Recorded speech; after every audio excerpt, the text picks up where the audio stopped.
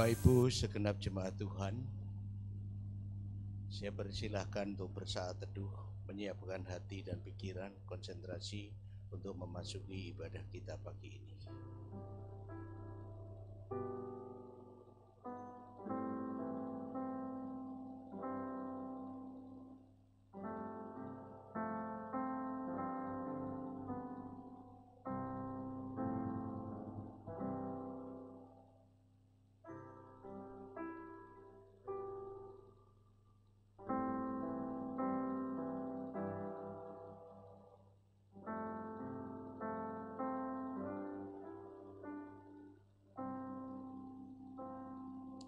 Bapak Ibu segenap jemaat Tuhan, baik yang di gereja maupun yang di rumah, saya undang untuk bangkit berdiri. Kita memasuki votum ibadah kita pagi hari ini. Bahwa pertolongan kepada kita datang dari Tuhan Sang Pencipta langit bumi dengan segala isinya, dan tidak pernah meninggalkan pemeliharaannya atas ciptaannya kekal selama-lamanya. Jadilah ibadah kita pagi hari ini di dalam nama Bapa, Putra, dan Roh Kudus. Amin.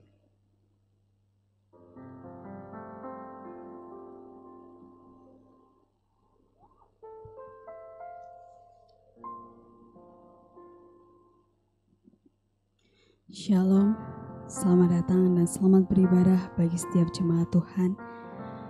Kita diberi satu kesempatan lagi untuk bisa beribadah, meskipun beberapa di antara kita banyak yang beribadah secara online. Tapi pertolongan Tuhan akan tetap ada bagi setiap kita yang mau mendekat dalam hadirat Tuhan dan juga menyeru-nyerukan namanya. Saya akan mengawali dengan membacakan satu nats Alkitab yang akan menuntun ibadah kita saat ini. 1 Samuel 16 ayat yang ke-7 berbunyi demikian. Tetapi berfirmanlah Tuhan kepada Samuel, janganlah pandang parasnya atau perawakan yang tinggi, sebab aku telah menolaknya. Bukan yang dilihat manusia yang dilihat Tuhan. Manusia melihat apa yang ada di depan mata, tetapi Tuhan melihat hati. Kita rendahkan di hadapan Tuhan. Kita mau dipakai oleh Tuhan untuk bejana, untuk menjadi bejana yang siap ditempa, dan sama seperti Tuhan. Mari kita datang ke bait Tuhan dengan kesungguhan hati dan mengatakan, ini aku Tuhan. Membawa setiap persembahan, tubuh, hati, dan jiwa raga kami ke dalam tangan Tuhan. Karena sesungguhnya apa yang kita miliki saat ini, itu semua kepunyaan Allah. Dan kita serahkan dengan hati yang dapat menyenangkan hati Tuhan. Kita pujikan bejana-Mu. Kepadamu ku bawa seluruh kehidupanku sebagai persembahan yang hidup dan yang berkenan kepadamu. Karena kasih-Mu Kau memilihku. Kini ku datang kepadamu, penuhi panggilan-Mu. Ini aku bejana-Mu, bentuklah sesuai kehendak-Mu.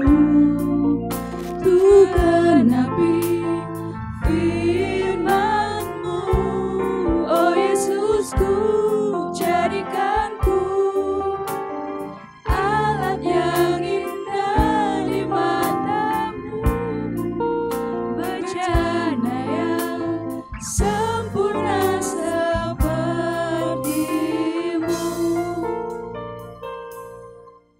Kita datang ke bait Tuhan dengan membawa seluruh persembahan di hadapan Tuhan. hanya kepada Tuhan. Hanya kepadamu ku bawa seluruh kehidupanku sebagai persembahan yang hidup dan yang berkenan kepadamu. Karena kasih-Mu Kau memilihku. Kini ku datang kepadamu, penuhi panggilan-Mu. Ini aku bejana-Mu, bentuklah sesuai kehendak-Mu. Ku genapi firman-Mu, oh Yesus, ku jadikan ku alat yang indah di mata-Mu, bejana yang sempurna seperti-Mu. Ini aku, Ini aku bejana-Mu, ini kami Tuhan. bentuk kami sesuai dengan kehendak-Mu. Pakai kami sebagai alat-Mu Tuhan. Oh Yesus, ku jadikan ku alat yang indah di mata-Mu, bejana yang sempurna seperti. Katakan, ini aku bejana-Mu Tuhan. Ini aku bejana-Mu, bentuklah sesuai kehendak-Mu. Ku genapi firman-Mu, oh Yesus, ku jadikan ku alat yang indah di mata-Mu, bejana yang sempurna seperti-Mu. Sempurna seperti-Mu. Sempurna seperti-Mu, Sempurna seperti-Mu. sempurna seperti-Mu.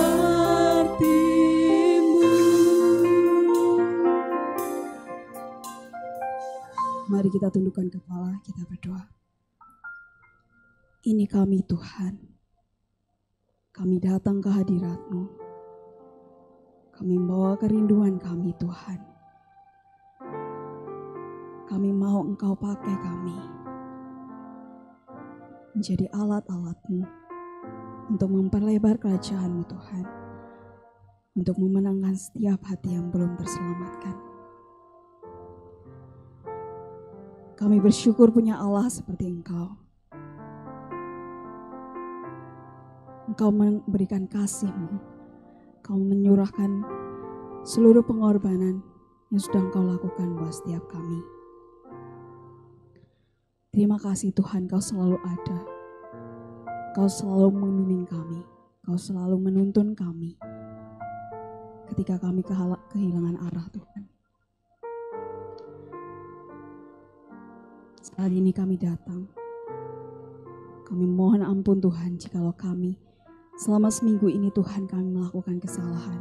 Mungkin selama ini kami mengecewakan hati-Mu Tuhan. Ampuni kami. Tapi mulai saat ini, detik ini Tuhan, kami membawa suatu komitmen di hadapan-Mu. Untuk kami terus rindu untuk mendekat di hadirat-Mu Tuhan. Terima kasih Tuhan, terima kasih. Kau berkati ibadah saat ini Tuhan. Biarkan ibadah ini berjalan dengan lancar dan juga kami dapat pulang dengan membawa berkat. Sehingga kami juga dapat memancarkan kasih yang sudah Engkau tunjukkan dalam kehidupan kami. Terima kasih Tuhan, terima kasih. Kami menyerahkan seluruhnya ke dalam tangan-Mu. Hanya di dalam nama Tuhan Yesus kami ucap syukur dan berdoa. Amin. Saya persilakan Bapak Ibu untuk duduk kembali. Bersama-sama kita akan mendengarkan berita anugerah dan petunjuk hidup baru. Dan saya akan membacakan untuk kita semua. Berita anugerah yang terambil dalam 2 Korintus 5 ayat yang ke-17. Jadi siapa yang ada di dalam Kristus, ia adalah ciptaan baru. Yang lama sudah berlalu, sesungguhnya yang baru sudah datang. Dan juga petunjuk hidup baru yang terambil dalam 1 Korintus 6 ayat yang ke-20. Sebab kamu telah dibeli dan harganya telah lunas dibayar. Karena itu muliakanlah Allah dengan tubuhmu. Biarkan setiap mulut yang terbuka dari mulut kita penuh akan sorak-sorai, puji-pujian dan ucapan syukur dalam Tuhan. Ketika kita tersesat, carilah Tuhan yang menjadi jalan keluar. Ketika kita terjatuh, panggillah Tuhan yang akan mengangkat kita lebih tinggi. Ketika hatimu terjatuh dan hancur, berdoalah kepada Tuhan yang akan menyembuhkan dan memulihkan.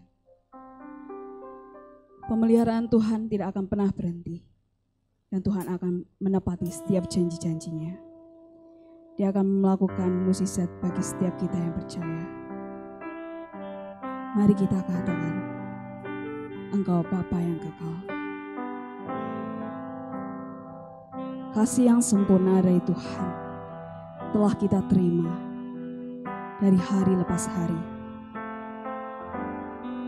Kita akan dipulihkan, kita akan disembuhkan oleh Tuhan.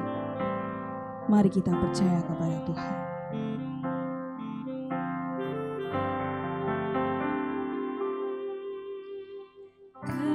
Kasih yang sempurna telah ku terima darimu,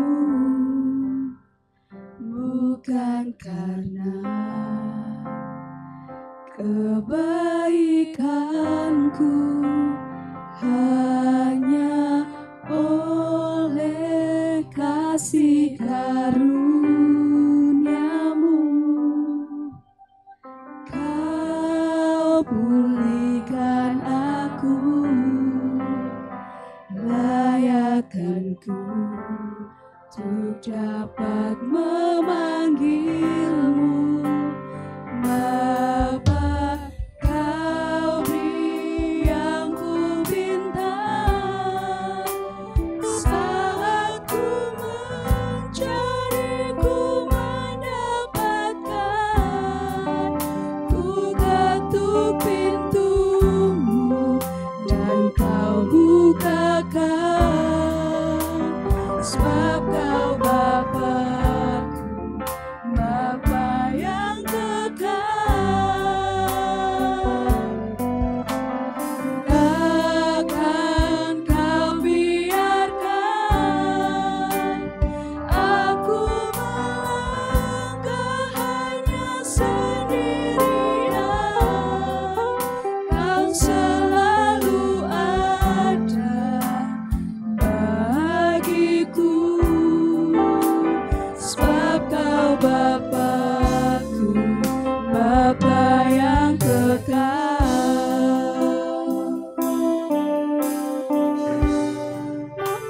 Hanya oleh kasih karunia-Mu, oleh berkat kemurahan-Mu, kami boleh ada saat ini. Kau layakkan kami untuk memanggil Engkau Bapa, karena Engkau sesungguhnya adalah Bapa yang kekal.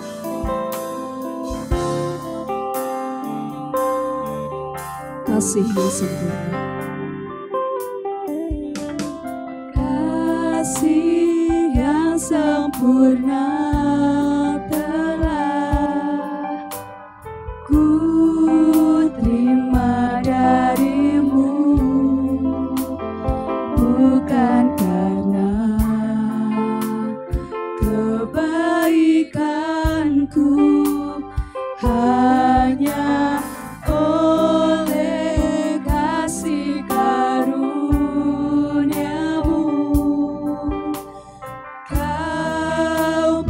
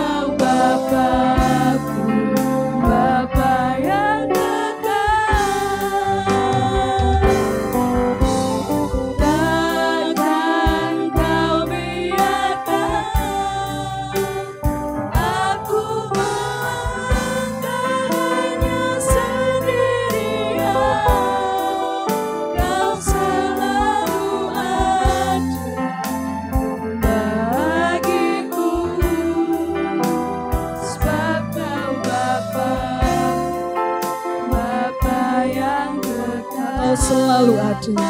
Kau selalu ada bagiku, sebab Kau Bapa-Ku, Bapa yang kekal. Kau selalu ada. Kau selalu ada bagiku, sebab Kau Bapa-Ku, Bapa yang kekal.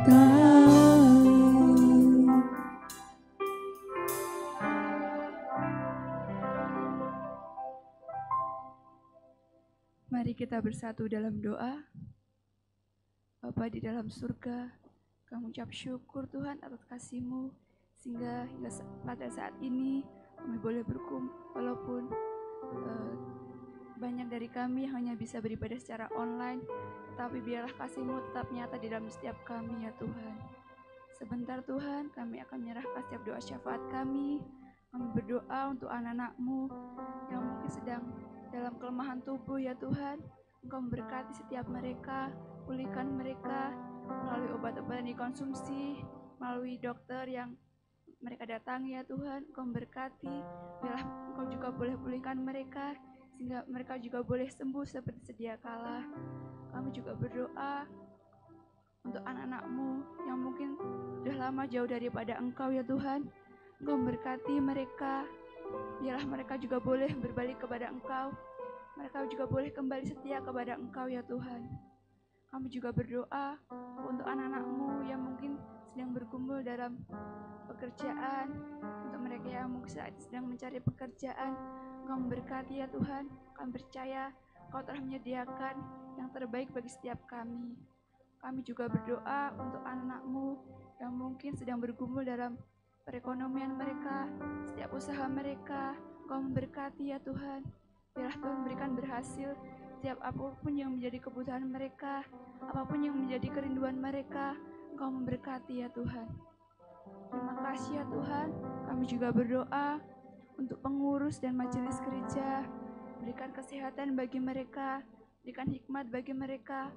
Biarlah mereka juga Engkau pakai dengan lebih lagi, sehingga melalui mereka boleh semakin banyak jiwa-jiwa yang dimenangkan, dan juga mereka boleh menjadi berkat bagi setiap orang-orang di sekitar mereka. Terima kasih ya Tuhan Yesus. Kami juga tidak lelah berdoa untuk virus corona yang saat ini masih ada, baik di negara ini maupun di dunia ini ya Tuhan. Ya Tuhan memberkati, sehingga pandemi ini boleh segera berlalu dan tidak semakin banyak yang menjadi korbannya. Engkau memberkati juga garda terdepan untuk petugas medis. Engkau memberikan hikmat, berikan kekuatan bagi mereka. Biarlah Engkau turut campur tangan dalam setiap pekerjaan mereka.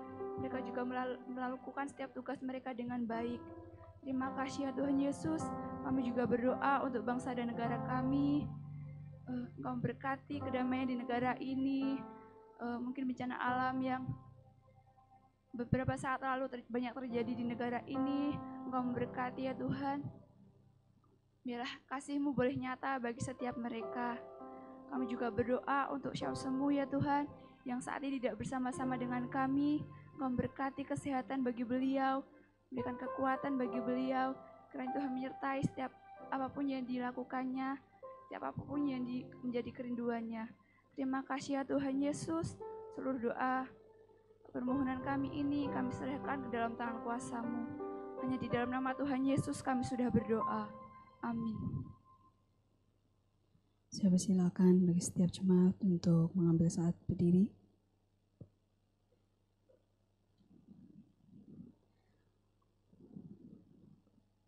Bersama-sama kita akan mengikrarkan pengakuan iman kita, pengakuan iman rasuli. Aku percaya kepada Allah, Bapa yang Maha Kuasa, Khalik langit dan bumi, dan kepada Yesus Kristus, Anaknya yang tunggal Tuhan kita, yang dikandung dari Roh Kudus, lahir dari anak darah Maria, yang menderita sengsara di bawah pemerintahan Pontius Pilatus, disalibkan, mati dan dikuburkan, turun ke dalam kerajaan maut, pada hari yang ketiga, bangkit pula dari antara orang mati, naik ke surga, duduk di sebelah kanan Allah, Bapa yang Maha Kuasa, dan dari sana Ia akan datang untuk menghakimi orang yang hidup dan yang mati. Aku percaya kepada Roh Kudus, gereja yang kudus dan am, persekutuan orang kudus, pengampunan dosa, kebangkitan tubuh, dan hidup yang kekal. Amin. Saya persilahkan sidang jemaat untuk duduk kembali. Tiba saatnya kita akan mendengarkan firman kebenaran yang akan disampaikan oleh hambanya Evangelis Ruslan Suprapto. Mari kita siapkan seluruh hati dan jiwa kita untuk dapat dilawat dan dipulihkan oleh Tuhan. Sesungguhnya kita ini milik Allah. Serahkan hidup kita kepada Allah. Biarkan Tuhan yang menjadikan kita sebagai alatnya yang menarik jiwa-jiwa yang belum dimenangkan. Kita pujikan oleh kuasa darah-Mu.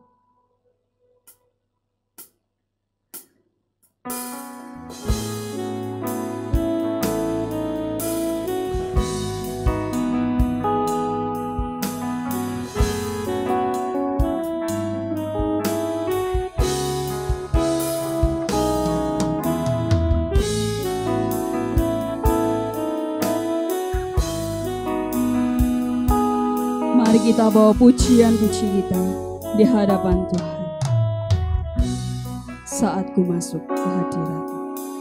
Saat ku masuk ke hadirat-Mu, bawa persembahan ke tempat kudus-Mu. Pujian ku naikkan semua ku berikan bagi-Mu Allah yang mulia. Kau layakkan ku menghampiri-Mu, melihat tata kemuliaan-Mu Tuhan. Pujian ku naikkan semua ku berikan bagi-Mu Allah yang mulia. Oleh kuasa darah-Mu, Kau telah tebus dosaku. Kekudusan-Mu melingkupiku, kasih-Mu mengalir memulihkan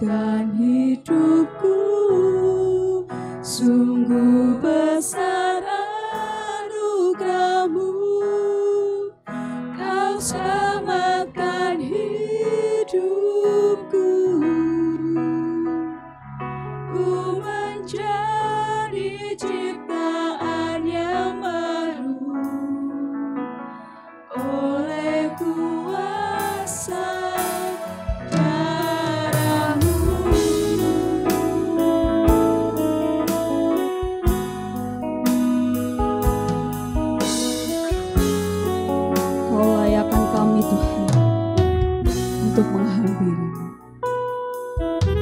Saat ku masuk ke hadiratmu, bawa persembahan ke tempat kudusmu. Pujian ku naikkan, sembah ku berikan bagimu Allah yang mulia. Kau layakkan ku menghampirimu, melihat tata kemuliaan-Mu Tuhan. Pujian ku naikkan, sembah ku berikan bagimu Allah yang mulia. Oleh kuasa darah-Mu, Kau telah tebus dosaku. Kekudusan-Mu melingkupiku, kasih-Mu mengalir memulihkan hidupku.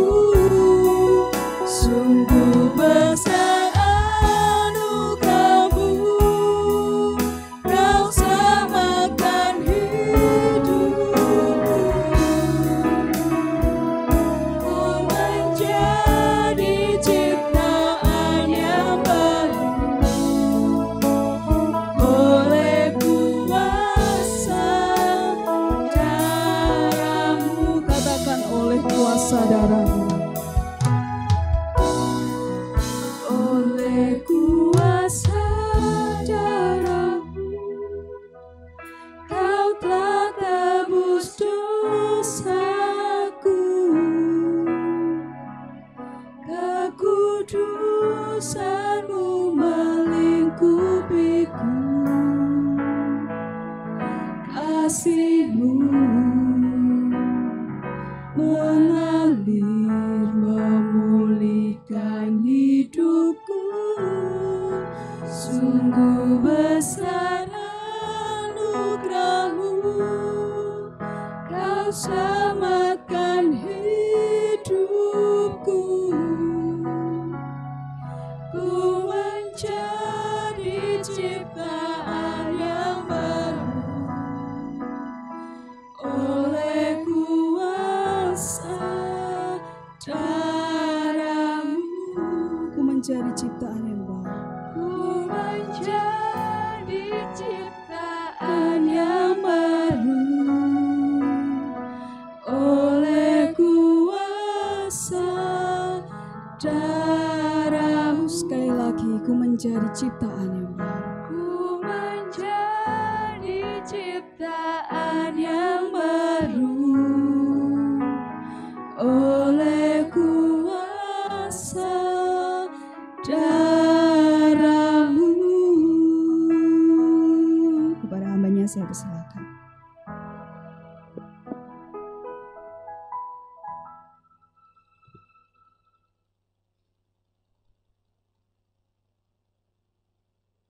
Bapak Ibu segenap jemaat Tuhan, baik yang di gereja maupun yang di rumah. Sebelum kita membaca dan merenungkan firman Tuhan, mari kita mohon pimpinan Tuhan dalam doa. Kepadamu Bapa yang di surga, di dalam nama Tuhan Yesus Sang Firman yang menjadi manusia, kami datang kepadamu. Terima kasih hari ini Engkau masih memberikan kesempatan kepada kami untuk bersekutu di dalam nama-Mu pada hari yang telah Engkau kuduskan ini. Kami telah memuji, memuliakan nama-Mu dengan serangkaian pepujian kami sebagai ungkapan syukur dan doa kami. Kini ya Tuhan, kami akan bersama-sama membaca, mempelajari dan merenungkan sabda firman-Mu sebagai makanan hidup rohani kami. Kami mohon ya Tuhan, Kau yang membukakan hati pikiran kami untuk bisa berkonsentrasi kepada kebenaran firman-Mu. Agar ya Tuhan, kami semua diberkati, dikenyangkan dengan firman Tuhan. Tolong hamba-Mu yang penuh dengan kekurangan ini. Apa yang sudah disiapkannya, kami mohon Kau yang menyempurnakan, dan Engkau pula yang menyertai hamba-Mu di dalam hamba-Mu menyampaikannya. Di dalam nama Tuhan Yesus Kristus kami panjatkan doa kami ini. Amin. Sekali lagi saya sapa, salam sejahtera, selamat pagi di dalam nama Tuhan Yesus Kristus. Baik bagi Bapak Ibu yang hadir di dalam kebaktian ini maupun yang mengikuti secara online di rumah. Bapak Ibu, saudara-saudara, firman Tuhan yang diberikan kepada saya untuk disampaikan hari ini diambil dari Injil Matius. Itu sudah tertulis di layar, Matius pasal 13 ayat 53 sampai 58. Demikian bunyi firman Tuhan. Judul perikopnya, Yesus ditolak di Nazaret. Setelah Yesus selesai menceritakan perumpamaan itu, ia pun pergi dari situ. Setibanya di tempat asalnya, Yesus mengajar orang-orang di situ di rumah ibadat mereka. Maka takjublah mereka dan berkata, dari mana diperolehnya hikmat itu dan kuasa untuk mengadakan mujizat-mujizat itu? Bukankah ia ini anak tukang kayu? Bukankah ibunya bernama Maria dan saudara-saudaranya Yakobus, Yusuf, Simon dan Yudas? Dan bukankah saudara-saudaranya perempuan semuanya ada bersama kita? Jadi dari mana diperolehnya semuanya itu? Lalu mereka kecewa dan menolak dia. Maka Yesus berkata kepada mereka, seorang nabi dihormati di mana-mana, kecuali di tempat asalnya sendiri dan di rumahnya. Dan karena ketidakpercayaan mereka, tidak banyak mujizat diadakannya di situ. Bapak Ibu, sampai di sini pembacaan firman Tuhan, dan terpujilah Yesus yang berfirman. Judul perikopnya, Yesus ditolak di Nazaret. Nazaret itu di mana? Kalau kita bisa lihat petanya, dari Galilea itu ke arah kiri, ya, ke arah barat, itu masih 20 kilometer. Maka saya sangat heran lihat teks yang berbunyi Yesus naik perahu ke Nazaret. Nah, itu salah. Itu ada di dalam Injil, tapi Injil Barnabas, ya, Injil yang tidak bisa dipertanggungjawabkan. Ini sekedar pengetahuan. Saudara-saudara, Nazaret itu adalah desa Udik. Dari sini ada istilah agama Kristen itu disebut agama Nasrani, umum ini ya. Nah, bagaimana hal ini? Pada forum-forum tertentu, kalau itu disebut saya menyampaikan suatu masukan. Mohon maaf, saya keberatan. Karena apa? Karena yang tertulis formalnya itu adalah agama Kristen. Kalau agama Nasrani itu, karena Nasrani itu Nazaret, sama halnya dengan agama Tiso, begitulah. Kan tidak mungkin sebuah agama disebutkan dari tempat asalnya, itu tidak bisa. Ini sekedar pengetahuan, tetapi ini penting untuk kita berapologi, meluruskan konsep-konsep atau paradigma yang salah. Oke, sekarang saya akan masuk pada bagian ini. Saudara-saudara, Yesus ditolak di kampung halamannya. Naik satu ya, bahasan teksnya. Mengapa ditolak? Dari bacaan ini kita tahu. Bukan dari esensi dari Yesus. kompetensi dari Yesus. Karena teks tersebut berkata bahwa orang-orang di situ sempat takjub mendengar pengajarannya, melihat mujizatnya. Jadi ini penolakan ini bukan dari kompetensi yang dimiliki oleh Tuhan Yesus. Karena jelas Tuhan Yesus mampu memberikan pengajaran yang secara esensi benar, secara penyampaian piawai, dan mujizat-mujizat yang tidak bisa dilakukan oleh orang lain. Lalu karena apa kok mereka menolak? Sesuai dengan tema dan setelah saya gali, penolakan itu karena paradigma yang salah. Bisa lanjut kepada Romawi 2, terima kasih. Paradigma atau pola pikir atau konsep yang salah. Sesuatu tindakan itu berawal dari konsep. Kalau konsepnya salah, salah. Rumah saja kalau konsepnya, gambarnya salah, salah. Maka konsep atau paradigma atau pola pikir ini perlu diluruskan. Nah, konsep yang pertama adalah konsep mesianik. Menurut konsep mesianik Israel, bahwa Mesias yang datang itu ialah Mesias sebagai panglima perang, pimpinan revolusi, tokoh politik, naik kuda, dan membawa pedang. Gagah. Tetapi yang datang tidak. Ternyata naik keledai, jubahnya ya jubah begitu saja, rambutnya gondrong. Lah, ini penampilannya tidak meyakinkan. Maka ditolak konsep. Yesus memang Mesias, tetapi bukan Mesias konsep manusia, konsep dunia. Mesias konsep dunia, ya ini dimiliki oleh banyak bangsa di dunia, tapi saya tidak perlu bicara.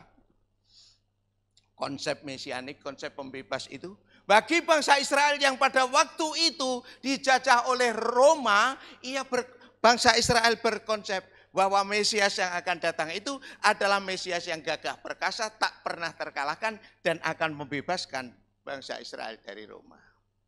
Ternyata tidak. Yesus memang Mesias, tetapi bukan Mesias ala dunia. Yesus adalah Raja kemuliaan, Raja damai. Revolusinya pun bukan revolusi fisik, tetapi revolusi mental, revolusi rohani, revolusi damai. Memang pada umumnya orang kalau dengar revolusi, itu pasti konsepnya itu senjata, bom, meriam, seperti konsepnya orang Belanda juga. Saya sampaikan. Contohnya siapa? Yesus orang Nazaret itu adalah tokoh revolusioner. Tanpa senjata.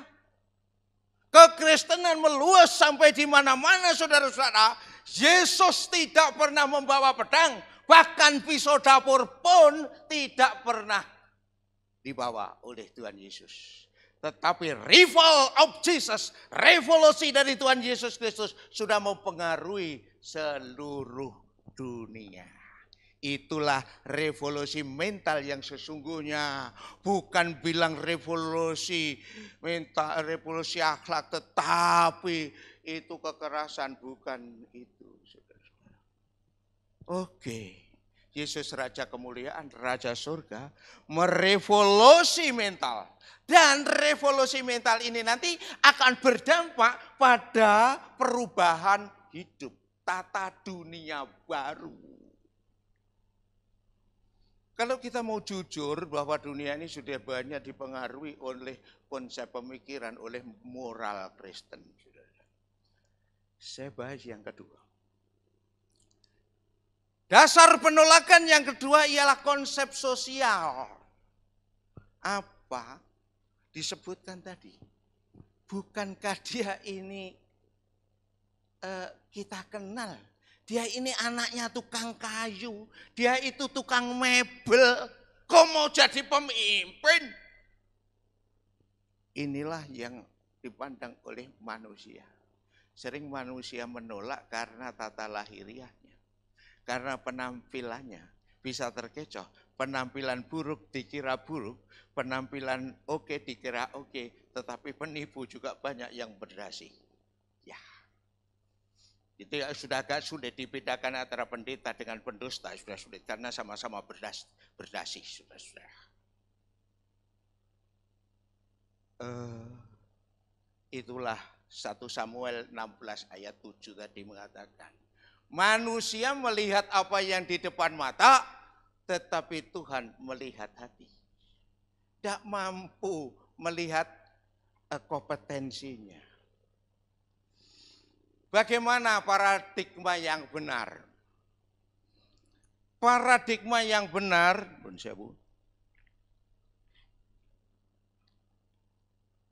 itu bukan paradigma sakarepe dhewe. Paradigma itu ada dasar berpinjaknya. Dasar berpinjaknya apa? Kaidah atau aturan yang benar. Begitu. Tadi konsep Mesias tadi juga salah karena apa? Paradigmanya buat sendiri bukan berdasarkan kaidah. Kaidah yang benar adalah Alkitab. Raja damai Yesus itu. Raja kemuliaan bukan raja dunia. Nah, sesuai dengan bahasan yang diberikan kepada saya. Supaya jemaat berparadigma yang benar, berpola pikir yang benar tentang satu gereja, tentang majelis gereja, tentang hamba Tuhan, tentang saudara seiman, jemaat. Saudara-saudara, pertama paradigma atau pola pikir tentang gereja. Gereja itu apa sih sebenarnya? Menurut surat 1 Petrus pasal 9 yang di warta itu saya tulis. Ada landasan hukumnya saya kalau bicara. Bahwa gereja adalah kumpulan dari sejumlah orang yang telah dipanggil keluar dari kegelapan. Kegelapan adalah bentuk simbolis dari kuasa iblis, kuasa dosa. Kegelapan masuk di dalam terangnya yang ajaib. Terang adalah simbolis untuk Tuhan. Seperti Tuhan Yesus pernah berkata, akulah terang dunia. Untuk apa? Supaya kamu memberitakan perbuatan-perbuatan yang ajaib itu. Perbuatan yang ajaib siapa? Perbuatan Tuhan. Memberitakan kepada siapa? Memberitakan kepada dunia. Ini konsep menyeluruh mulai dari kitab Kejadian. Abraham dipanggil keluar untuk menjadi berkat buat orang lain. Buat bangsa lain. Olehmu semua bangsa akan kuberkati.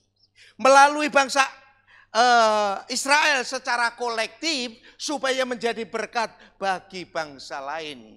Kemudian ditandaskan oleh Tuhan Yesus Kristus supaya pergi keluar memberitakan Injil Tuhan.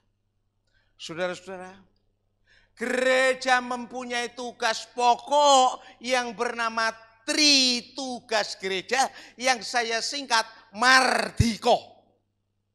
Mar itu marturia, di itu diakonia, ko itu koinonia. 3 hal ini harus dijalankan oleh gereja. Dan kalau saya berbicara gereja adalah kita semua.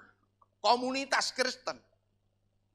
Untuk memberitakan kepada dunia bagaimana pekerjaan Tuhan.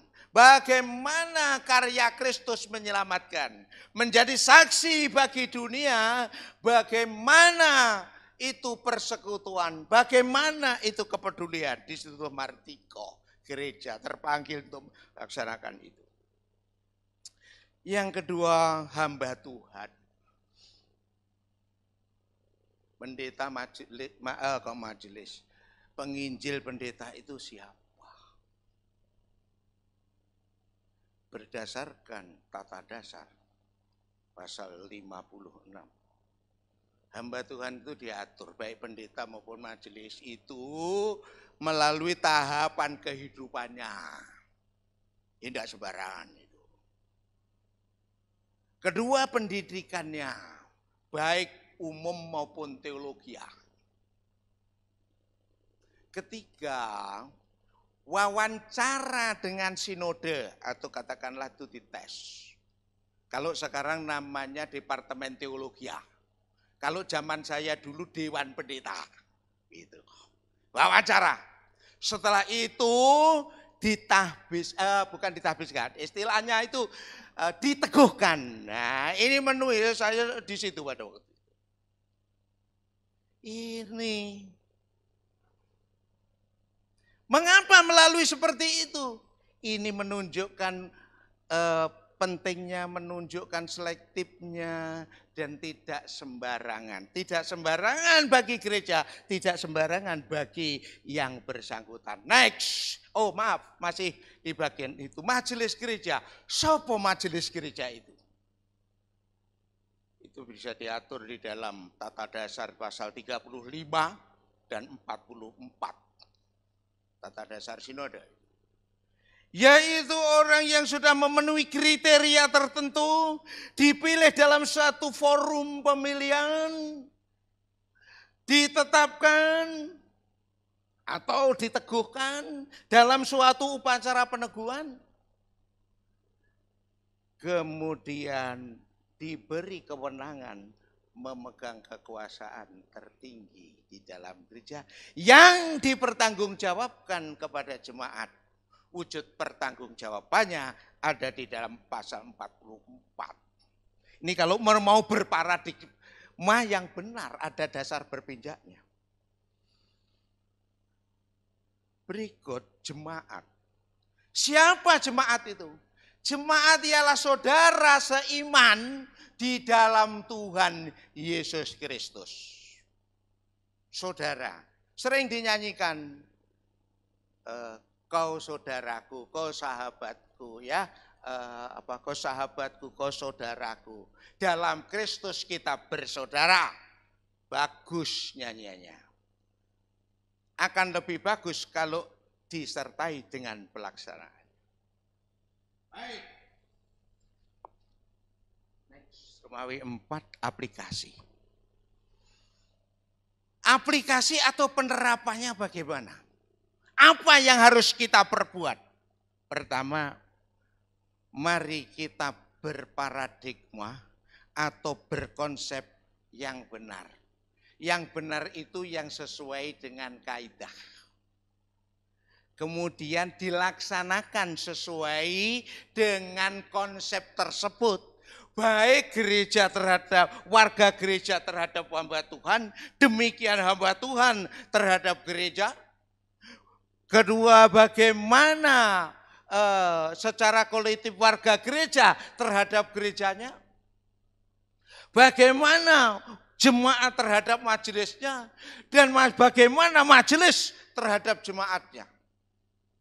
Demikian pula bagaimana hubungan horizontal antara warga gereja dengan warga gereja.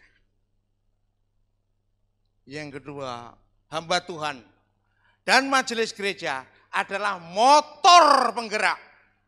Bagi apa? Bagi jalannya gereja. Untuk apa? Untuk mewujudkan tritugas gereja secara balance, secara seimbang. Tidak akan ada koinonia kalau tidak ada marturiah. Dalam interaksi sosial, dalam komunitas, ada yang perlu diperhatikan. Lahirlah kebijakan namanya diakonia, memperhatikan. Gereja harus melaksanakan secara imbang untuk ini. Motornya siapa? Motornya hamba Tuhan dan majelis gereja. Mari kita mawas diri. Sudahkah kita melaksanakan tritugas gereja secara seimbang dengan paradigma yang benar? Yang ketiga, semua warga gereja harus bersaksi bagi Tuhan. 3 hal tritugas gereja yang dilaksanakan tersebut harus merupakan suatu kesaksian yang baik bagi dunia. Persekutuan-persekutuan dalam damai dan kasih, pemberitaan Injil harus pemberitaan Injil dalam suasana kompak dan kasih. Demikian pula diakonia. Terperhatikan. Dan yang terakhir, yang keempat, relasi. Semua anggota harus sebagai saudara seiman. Namanya saudara. Nah, saudara-saudara, ini perlu tampak dalam semua hal. Sampai di sini pemberitaan firman Tuhan. Terima kasih atas perhatiannya. Semoga Tuhan memberkati kita semua. Amin. Mari kita berdoa.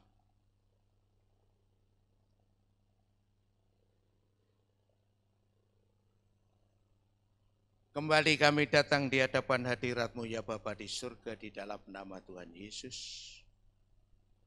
Terima kasih Engkau telah melawat kami dengan kebenaran firman-Mu. Biarlah kami mempunyai paradigma yang benar terhadap gereja kami, majelis hamba Tuhan, dan saudara-saudara seiman. Apabila kami selama ini belum mempunyai paradigma yang benar, kami mohon ya Tuhan, Engkau yang meluruskannya. Dan berikanlah kepada kami kemampuan untuk melaksanakannya. Terima kasih, di dalam nama Tuhan Yesus kami berdoa. Amin.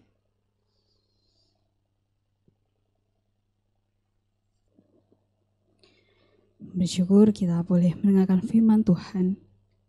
Kiranya setiap kita dapat meresponi firman Tuhan dan memiliki relasi yang baik dengan Tuhan dan memiliki pola pikir yang benar. Sebentar kita juga akan berikan terbaik untuk Tuhan. Kita kembalikan semua yang kita punya untuk memperluas kerajaan Tuhan. Bagi setiap jemaat yang beribadah secara online, yang rindu memberikan persembahannya, dapat memberikan persembahannya melalui transfer ke nomor rekening gereja yang akan tertera di layar monitor, Bapak Ibu Saudara. Mari kita pujikan, sungguh Kau mempesona.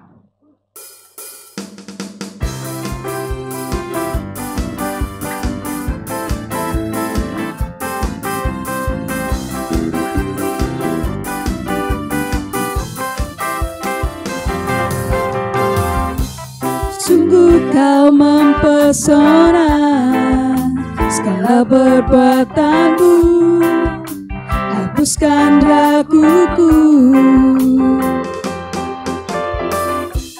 Kau buktikan kasih-Mu, mati bagiku, hapuskan dosaku. Kau ubahkan hidupku, Kau ubahkan hidupku, semua menjadi baru.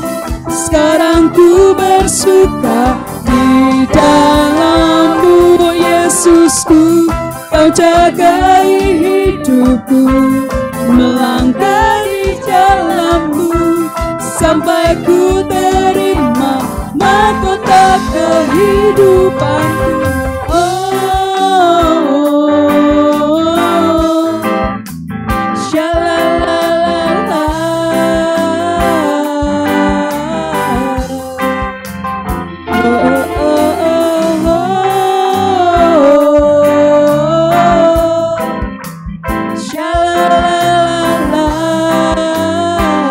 Sungguh Kau mempesona,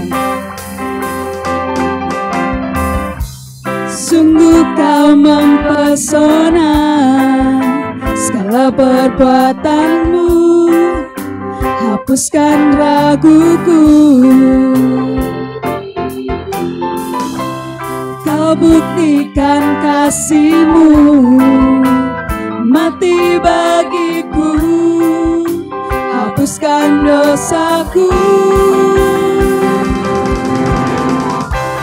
Kau ubahkan hidupku, semua menjadi baru sampai ku berserta di dalam-Mu, Yesusku.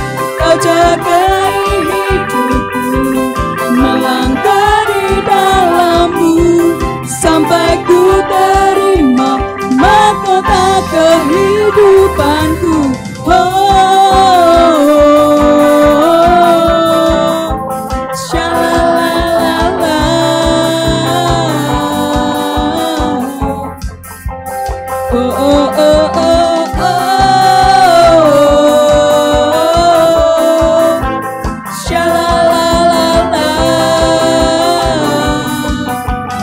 Mahkota kehidupanku.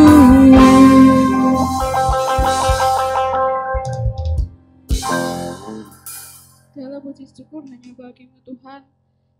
Terima kasih Bapa atas segala berkat yang Tuhan berikan dalam kehidupan setiap kami. Kami telah mengembalikan sebagian berkat yang Tuhan berikan kepada kami. Untuk pekerjaan-Mu di tempat ini, kiranya persembahan kami dapat memperlebar pekerjaan-Mu di tempat ini. Kami berdoa Bapa untuk setiap kami yang telah memberi maupun yang belum memberi. Kiranya Tuhan berkati kami sehingga kami dapat memberi yang terbaik untuk kemuliaan nama-Mu, untuk pekerjaan-Mu di gereja kami ini. Kami menyerahkan doa kami seperti Tuhan mengajarkan kami berdoa bersama-sama. Bapa kami yang di surga, Dikuduskanlah nama-Mu, datanglah kerajaan-Mu, jadilah kehendak-Mu di bumi seperti di surga. Berikanlah kami pada hari ini makanan kami yang secukupnya, dan ampunilah kami akan kesalahan kami, seperti kami juga mengampuni orang yang bersalah kepada kami. Dan janganlah membawa kami ke dalam percobaan, tetapi lepaskanlah kami daripada yang jahat, karena Engkau punya kerajaan dan kuasa dan kemuliaan sampai selama-lamanya. Amin. Saya mengundang sidang jemaat untuk mengambil sikap berdiri. Kita akan mengakhiri ibadah hari ini. Kita akan menutup ibadah saat ini dengan menyanyikan pujian doksologi, dan doa berkat akan disampaikan oleh hambanya.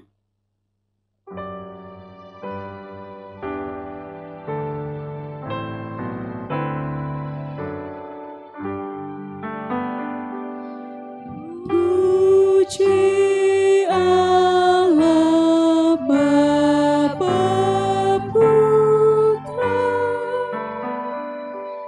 puji Allah Roh Kudus, ketiganya yang esa. Pohon selamat sumber berkat.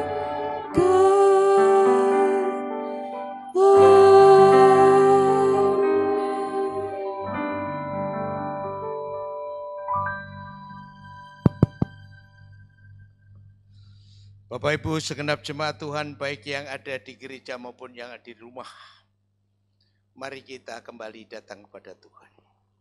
Kami bersyukur, kami berterima kasih Tuhan atas pimpinan dan lawatan-Mu kepada kami di dalam ibadah ini dari awal sampai akhirnya. Kini ya Tuhan, kami akan undur diri dari tempat ini, pulang ke rumah kami masing-masing, kembali kepada kegiatan kami masing-masing. Kami mohon pimpinan penyertaan-Mu, bahkan berkat-Mu atas kami semua. Bapak, Ibu, Saudara-saudara segenap jemaat Tuhan, mari kita arahkan hati dan pikiran kita kepada Tuhan, dan dengan iman kita terima berkat-Nya. Biarlah kasih karunia dari Allah Bapa kita, damai sejahtera dari Tuhan Yesus Kristus, Sang Raja Damai, kekuatan dan penghiburan dari Roh Kudus, senantiasa menyertai kita semua, mulai hari ini sampai selama-lamanya, bahkan sampai Maranatha, Tuhan Yesus Kristus datang kali yang kedua. Amin.